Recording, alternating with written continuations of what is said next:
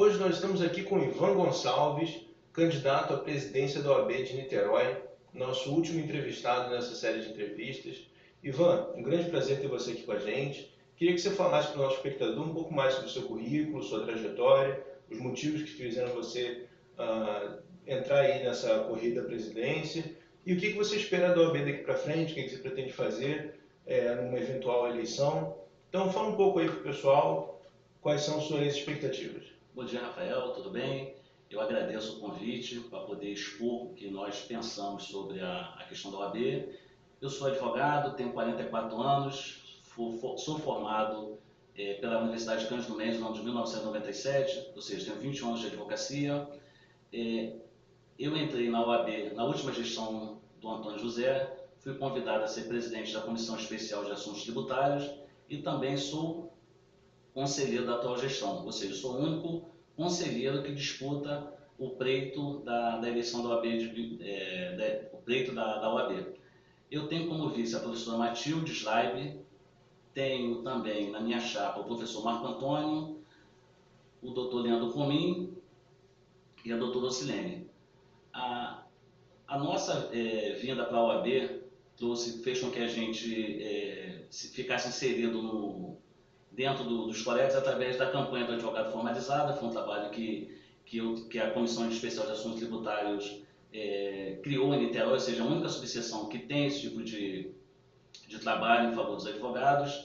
A gente também tem como proposta levar ao Parlamento um projeto de lei para reduzir a carga tributária dos advogados, ou seja, a espécie de um MEI, mas vai criar uma figura jurídica chamada advogado individual, a fim de que reduza, porque hoje em dia o grande problema do Brasil, um dos maiores problemas, aliás, é a forte carga tributária. E além disso, a gente já vem trabalhando também na questão do mero aborrecimento. A gente teve uma entrevista com o presidente do tribunal, onde deliberamos sobre esse assunto que vem causando graves prejuízos para a advocacia. Fizemos um debate na OAB e também fizemos uma audiência pública na LERJ, onde foram assumidos vários compromissos, inclusive um deles é um projeto de lei que a gente vai levar também para o Parlamento Federal para acabar com a questão do mero aborrecimento. E também estamos atuando na questão da reforma trabalhista. Não que a gente seja contra, muito pelo contrário, sou super a favor. Mas tem dois pontos da reforma que está criando muitos problemas para os trabalhadores e principalmente para os advogados, que é em relação à questão da sucumbência recíproca, que a gente entende que ela deve haver, porém, somente nos casos onde houver litigância de má-fé. Se houver má-fé, sim, aplicar a sucumbência recíproca, e também nos critérios para deferir a gratuidade de justiça. E se nós, o nosso grupo, conseguir almejar, e ganhar o OAB Niterói, a gente pretende atuar com a capacitação de advogado, ter diálogo com o judiciário, ter diálogo com os empresários, porque somente através de uma conversa entre todos os entes que estão no poder, a gente entende que vai poder começar a crescer e ser visto de forma positiva. Uhum. Atualmente existe uma grande crise no meio dos advogados. Você vê a OAB atuando nessa crise de forma a ajudar o advogado a transitar nessa seara? Sim, a gente tem uma crise econômica no país, isso impacta diretamente todas as atividades, inclusive a advocacia. E além dessa questão da crise econômica, a gente tem uma crise dentro do próprio judiciário, especificamente aqui no Rio de Janeiro, onde foi criada a figura do mero aborrecimento. De 2014 para cá, o judiciário, em casos de juizados especiais cíveis, começaram a reduzir os valores das indenizações e logo em seguida começou a aplicar sentenças de mero aborrecimento. Então, o que a gente tem feito aqui por Niterói? A gente tem tentado organizar os advogados. Como eu disse aqui, fizemos uma reunião com o presidente do tribunal, porque acho que o diálogo tem que ser o início da busca de uma solução.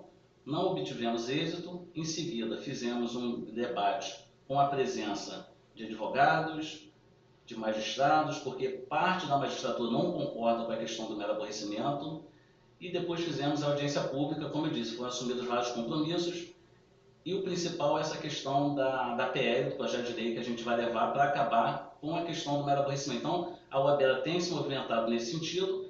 E o principal problema é o seguinte: o juizado especial civil é o caminho de entrada da advocacia no mercado de trabalho. Então, o jovem advogado, quando ele sai da faculdade, o primeiro área que ele vai entrar para poder trabalhar em juizado especial civil. Se ele não tem um retorno profissional, ele acaba, de certa forma, sequer entrando ou quando entra até saindo do mercado. Entendeu? E, mais uma vez agora, aproveitando o gancho pela última frase que você colocou, como a OAB pode trabalhar para colocar o jovem advogado no mercado? Você vê alguma forma que a ordem pode atuar nesse sentido? Sim, com certeza. A Ordem dos Advogados, ela tem a ESA, chama-se Escola Superior de Advocacia. Então, qual é o papel da ESA? O papel da ESA é ministrar cursos práticos, cursos acadêmicos. Então, a gente enxerga o seguinte, que torna-se necessário utilizar cada vez mais a ESA, fortalecer a ESA com cursos práticos para os advogados, para eles se qualificarem. Porque quando eles saem da faculdade, infelizmente, a faculdade não forma advogados. A visão da faculdade é uma formação acadêmica, né? Tem uma visão e formação acadêmica que não é voltada para o mercado de trabalho. Então, a gente entende que a ESA pode vir a suprir essa lacuna que existe na faculdade. Com o quê? Como eu disse, com cursos de capacitação, com cursos práticos, e dessa forma a gente entende que vai resolver, em parte, os problemas dos advogados.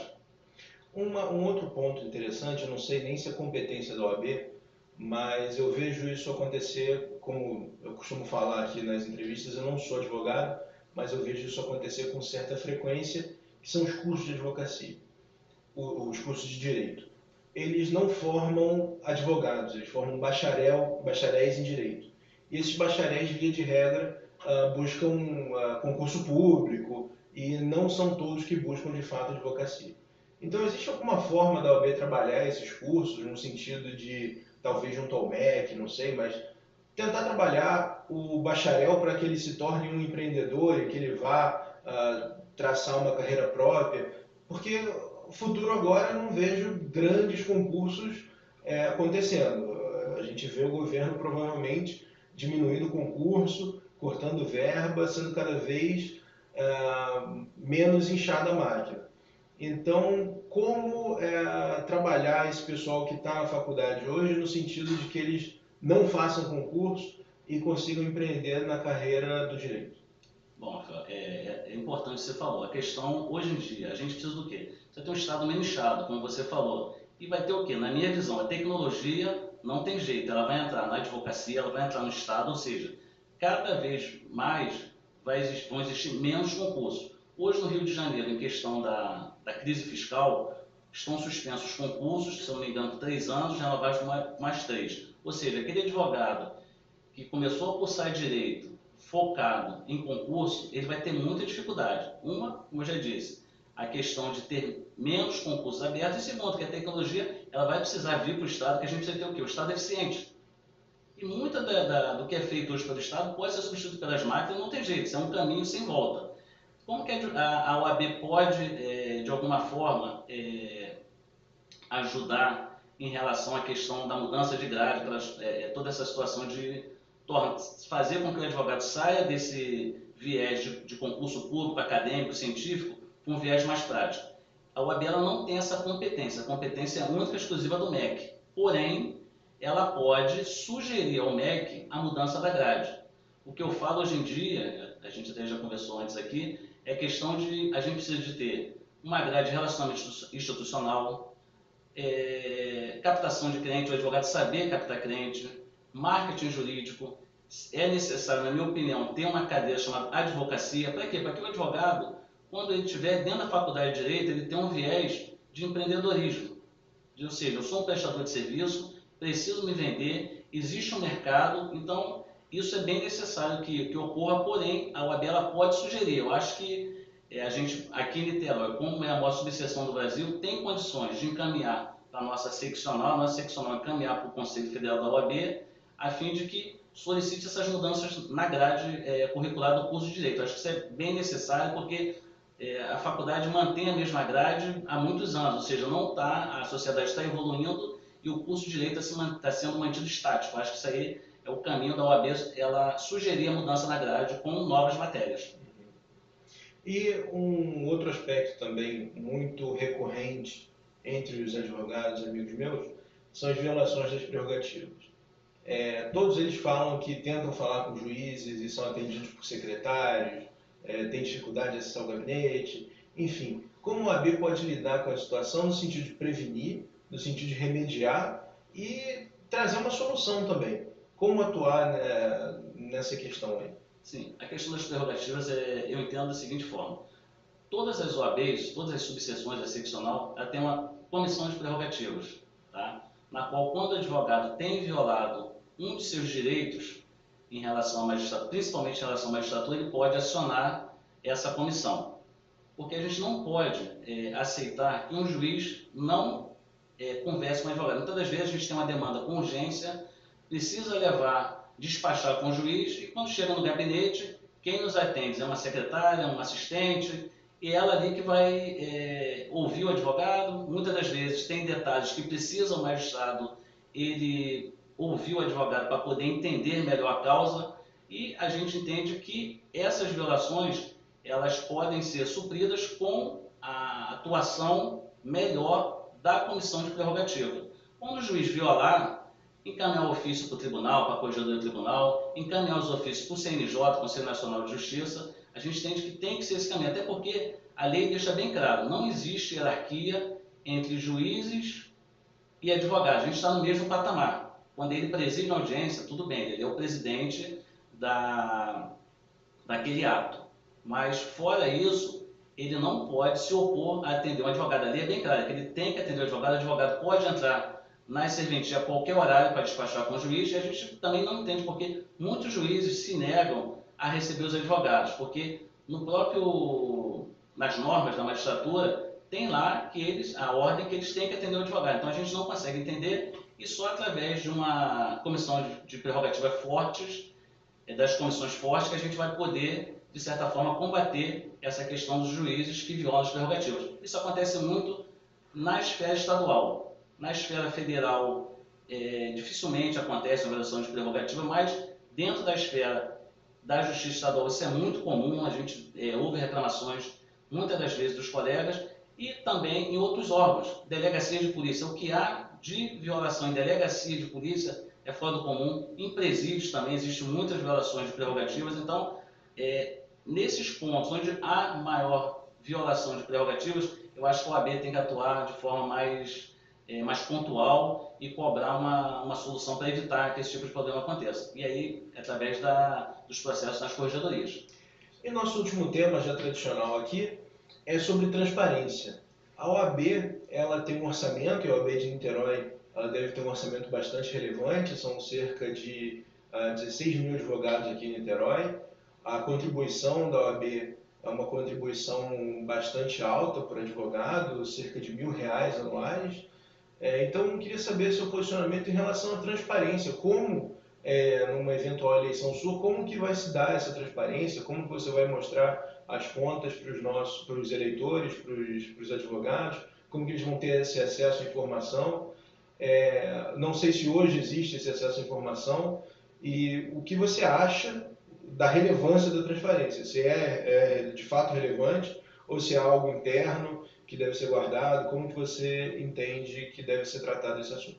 Bom, Rafael, a questão da transparência hoje é o que a sociedade clama, que é a transparência em tudo, né? Então, a questão da OAB, da subseção de Niterói, eu vou explicar como é que funciona, tá? A gente tem hoje em torno de 16 mil advogados, só que a OAB Niterói, ela não tem autonomia financeira, tá? Esses valores da anuidade que são pagos, eles são encaminhados para a nossa seccional no Rio de Janeiro, que uma parte fica com ela, um percentual fica com a CARGE, e um outro percentual é encaminhado para o Conselho Federal. Ou seja, a OAB Niterói, a subseção, ela não fica com nenhum valor desse recebimento dessas anuidades. O que acontece é o seguinte, há um repasse mensal para a subseção de Niterói. Então, mensalmente é encaminhado um valor para custear as despesas, que tem despesa de luz, despesa de água, de manutenção de elevadores, então vem um valor que é encaminhado para o OAB Niterói. Na nossa gestão, se vocês pegarem as nossas propostas, tem lá a criação do portal da transparência. Então, o que nós vamos fazer? Os valores que forem encaminhados para Niterói, mensalmente, a gente vai disponibilizar quanto foi creditado naquele mês, e a gente vai disponibilizar também todas as despesas que a nossa subseção tiver. Então, as despesas que ocorrer durante o mês, todas elas serão elencadas dentro de um portal da transparência e ali todos os advogados, todas as pessoas que tiverem desejo de conhecer, vai estar ali exposto para todo o público as nossas receitas e todas as nossas despesas. A gente entende que é necessário a transparência da nossa obsessão, como de um todo, a Sociedade do Tribunal de Justiça, todos os órgãos agora têm uma legislação própria para isso. Eu acho que é o que a sociedade quer, né? Saber que tudo seja colocado à mostra para que eles tenham conhecimento, tá? Então, como eu te falei, Niterói tem 16 mil advogados, mas esse valor da anuidade não é para a subseção de Niterói, sempre é pago e quem recebe é o Rio de Janeiro e que faz a divisão por uma questão legal. A lei determina quais são os percentuais e mensalmente é encaminhado o valor para Niterói. Como eu disse, a receita vai estar disponibilizada e todas as despesas, ou seja, o balancete mensal vai estar disponível para qualquer advogado e o advogado que quiser ir também à presidência, ao gabinete, ter acesso às contas, vai estar lá disponível para qualquer advogado, para que ele saiba o que a gente recebe, o que a gente gasta e como a gente gasta esse dinheiro. Até porque esse dinheiro não é da OAB. Esse dinheiro, na verdade, são os advogados que pagam, então dinheiro deles tem o dever e o direito de cobrar. Tá bom? Você gostaria de ter alguma consideração final para encerrar nossa entrevista? A consideração final é que eu peço os advogados de Niterói que, se puderem, no dia 21, que já é amanhã, façam opção pela Chapa 5, que busquem nas nossas redes sociais, tem lá as nossas propostas, as nossas ideias. A gente tem um conselho hoje que está renovando em torno de 90%, então tem muita gente ali que é ligada à área dos professores, tem alguns advogados que são empreendedores, então a gente conseguiu fazer um mix muito bom dentro do conselho. A gente mantém em torno de 10% a 15%, o restante é tudo renovação.